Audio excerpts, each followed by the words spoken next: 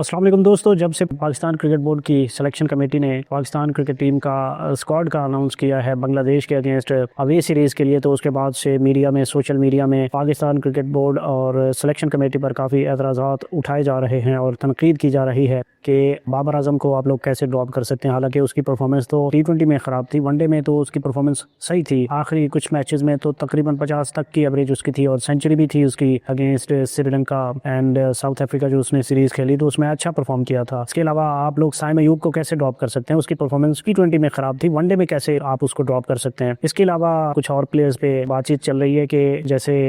حسیب اللہ کو شامل نہیں کیا گیا اور پریفرنس دی گئی آپ کے جو ہے وہ غازی غوری کو، حالانکہ ان کی اگر لسٹ اے کی ایوریج دیکھیں غازی غوری کی صرف 20 کی ہے، 21 کی ہے آلموسٹ، اور اگر دوسری طرف ہم حسیب اللہ کی دیکھیں تو اس کی تقریباً آپ کی جو ایوریج ہے اس کی وہ ہے 45 کی ایوریج کے ساتھ اس نے بیٹنگ کی ہے اور 9 سینچریاں ہیں اس کی، اور غازی غوری کی ایوریج صرف 20 کی ہے اور اس نے صرف ایک ہاف سینچری سکور کی ہے، کوئی 100 نہیں ہے، اور اس کی بنیاد پہ جو ہے وہ کافی تنقید کا سامنا کرنا پڑ رہا ہے پاکستان کرکٹ بورڈ کی سلیکشن کمیٹی کو کہ بھئی آپ نے اپنی مرضی کے ٹھیک ہے آپ نے ینگ ٹیلنٹ کو موقع دیا، لیکن وہیں پہ آپ ان پلیئرز کو موقع نہیں دے رہے جن کو موقع ملنا چاہیے۔ اسی کے ساتھ ساتھ کافی لوگوں نے اس پر جو ہے وہ کچھ سینئر تجزیہ کاروں نے جیسے یحییٰ حسینی نے اس بات کی تائید کی ہے کہ پاکستان نے اوورآل جو اسکواڈ اناؤنس کیا ہے وہ ٹھیک ہے، جیسے کہ سائم ایوب اور بابر اعظم کو ڈراپ کیا گیا تو انہوں نے کہا ہے کہ بالکل ٹھیک ڈراپ کیا ہے، کیونکہ اگر آپ کی جو پرفارمنس ہوتی ہے جو T20 کی پرفارمنس ہے، اگر آپ رنز نہیں کر رہے تو یہ بات طے ہے کہ آپ ون ڈے میں جا کے بھی کچھ نہیں کریں گے، کیونکہ آپ کی جو پرفارمنس ہے، جو آپ کا امپیکٹ ہے، آپ کا جو رویہ ہے، گیم اویئرنیس ہے، وہ آپ کی دونوں فارمیٹس میں یا تینوں فارمیٹس میں تقریباً ایک جیسی رہتی ہے۔ تو اس کی بنیاد پہ جو ہے وہ ان کو ڈراپ کیا گیا ہے، شامل نہیں کیا گیا، اور یہ بالکل درست فیصلہ ہے۔ اس کے ساتھ ساتھ کل بڑا میچ کھیلا گیا، سیمی فائنل تھا اور آئی مسڈ اٹ انفارچونیٹلی، بڑی زبردست، ایک تو پہلے مرا کے ساؤتھ افریقہ نے جو ہے 170 رنز کا ٹارگٹ دیا 20 اوورز میں، شروع میں ہی نیوزی لینڈ کے بالرز نے تباہی مچا دی، پاور پلے میں جلدی آؤٹ کر دیے، 2 سے 3 پلیئرز ان کے آؤٹ کر دیے پہلے ہی اوور میں، اور اس کے بعد پھر ساؤتھ افریقہ اس پریشر کو ہینڈل نہیں کر سکا، اس کو سنبھال نہیں سکا، اور اس کے بعد پھر جب باری آئی نیوزی لینڈ کے بیٹرز کی، فن ایلن نے جس طرح سے بیٹنگ کی تباہی مچا دی، فن ایلن نے سینچری سکور کی، اور اس ورلڈ کپ کی ویسے اوورآل غالباً کو تیسری شاید سینچری تھی، لیکن جس طرح سے انہوں نے سینچری سکور کی ہے، 33 بالوں پہ سینچری کی ہے، جی ہاں بالکل 33 بالز کھیلی ہیں اس نے اس سینچری کو مکمل کرنے کے لیے۔ پہلی 50 جو اس نے سکور کی اسی سینچری کے لیے، وہ 19 گیندوں پر سینچری 50 سکور کی، اور اس اوورآل سینچری میں 8 چھکے اس نے لگائے اور 10 چوکے شامل تھے، بلند و بالا چھکے لگائے، اور اگر ہم دیکھیں اس کا جو سٹرائک ریٹ تھا،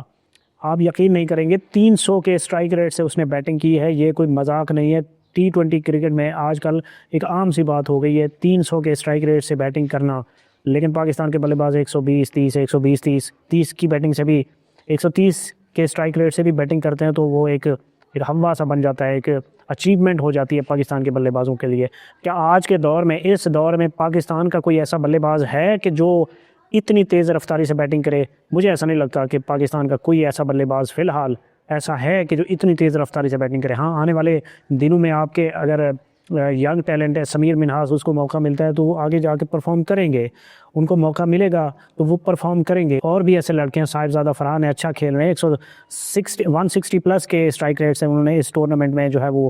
بیٹنگ کی ہے T20 ورلڈ کپ میں۔ تو اس کے ساتھ ساتھ اگر پلیئرز کو گروم کریں گے، کلیئرٹی ہوگی، سٹرکچر ہوگا، آپ دیکھیں صرف اور صرف جو ان کی آبادی ہے، ٹوٹل پاپولیشن ہے نیوزی لینڈ کی، وہ 53 لاکھ ہے۔ اگر ہم پریسائز فگر کو دیکھیں تو آپ 50 لاکھ کر لیں تو پاکستان کی آبادی تو آلموسٹ 30 کروڑ ہے یار، مطلب 30 کروڑ کی آبادی والا ملک صرف 11 سے 15 20 ٹیلنٹڈ کرکٹرز پروڈیوس نہیں کر رہا، یہ مذاق تو نہیں ہے۔ مطلب ایک 50 لاکھ کی آبادی والا ملک ہے تو وہ ہر ورلڈ کپ میں سیمی فائنل میں ان کی ٹیم ہوتی ہے، فائنل میں ٹیم ہوتی ہے۔ آپ دیکھیں 2015 کا انہوں نے فائنل کھیلا ODI ورلڈ کپ کا، اس کے بعد 2019 کا ODI کا ورلڈ کپ کا فائنل کھیلا، سیمی فائنل آپ کا جو ہے وہ 2021 کا T20 ورلڈ کپ کا فائنل کھیلا، 2022 کا انہوں نے سیمی فائنل کھیلا، اور اس کے ساتھ ساتھ 2025 کی چیمپئنز ٹرافی کا سیمی فائنل کھیلا۔ تو ان کے ایک لگاتار ایک لسٹ ہے جو ہم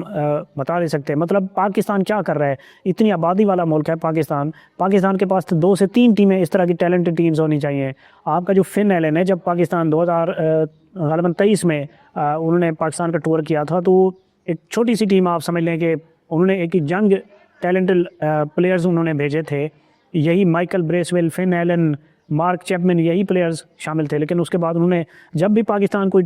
دوسری ٹیم بھیجتی ہے اپنا ٹور کرنے کے لیے, ٹیم بھیجتی ہے, تو وہ ایک عام سی BC ٹیم بھیج دیتی ہے, تاکہ کیونکہ پاکستان کا جو لیول ہے اس طرح کا ہے ہی نہیں, لیول ہی نہیں رہے پاکستانی ٹیم کا کہ اس طرح سے پاکستان کی ٹیم ہوتی, پرفارم کرتی, تو ظاہر ہے پھر آپ کو رسپیکٹ بھی دی جاتی. جب آپ کی ٹیم دوسری ٹیمز کے لیے کھیلنے کے لیے جاتی ہے, اب پچھلے سال نیوزی لینڈ کے لیے پاکستان کی ٹیم گئی, 5 T20 کھیلے, 4-1 سے ہار گئے. مطلب یہ کوئی ایک عام سی بات نہیں ہے. انہوں نے سارے نئے لڑکے کھلائے ہوئے تھے, تو سب نے مطلب پاکستان کو پیل کے رکھ دیا. صرف ایک میچ ہی جیتا, وہ جس میں حسن نواز نے سینچری کی تھی 45 گیندوں پہ. تو پاکستان کے پاس ایسا کوئی ٹیلنٹ نہیں ہے. اس کے علاوہ آج جو ہے وہ دوسرا سیمی فائنل کھیلا جائے گا انگلینڈ اور انڈیا کے درمیان. بڑا دلچسپ میچ ہونے والا ہے یہ. آپ دیکھنا یہ ہے کہ پچھلے اگر ہم دیکھیں 3 T20 ورلڈ کپس ہوئے, تو ان کا جو سیمی فائنلز ہیں وہ انڈیا اور انگلینڈ کے درمیان ہو چکے ہیں. 2022 کا انگلینڈ نے جیتا تھا 10 وکٹوں سے, 169 رنز کا ٹارگٹ دیا تھا انڈیا کی ٹیم نے, اور 10 وکٹوں سے چیز کر دیا تھا اور آؤٹ کلاس کر دیا تھا. اسی طرح اگر ہم دیکھیں 2024 کا T20 ورلڈ کپ کا سیمی فائنل انڈیا اور انگلینڈ کے درمیان ہوا تھا, جس میں انڈیا کی ٹیم نے فتح حاصل کی تھی, اور فائنل میں پھر ساؤتھ افریقہ کو انڈیا کی ٹیم نے شکست دی تھی. اس کے ساتھ ساتھ 2026 ہے اب پھر انگلینڈ اور انڈیا کا میچ ہونا ہے, سیمی فائنل میچ ہے, بڑا امپورٹنٹ میچ ہوگا. لیٹس سی کس طرح سے یہ میچ ہوتا ہے, لیکن بڑا امپورٹنٹ میچ ہوگا, اور انڈیا کی ٹیم ہار سکتی ہے. اور ہیری بروک نے کہا ہے کہ ہم جو ان کا کراؤڈ ہے, انڈین کراؤڈ, اس کو خاموش کریں گے, جس طرح سے آسٹریلیا اور ساؤتھ افریقہ نے کہا تھا اور انہوں نے کر کے دکھایا تھا. لیٹس سی کہ آج انگلینڈ بلے باز یا انگلینڈ ٹیم خاموش کرا پاتی ہے کہ نہیں, شام کو دیکھیں گے. اور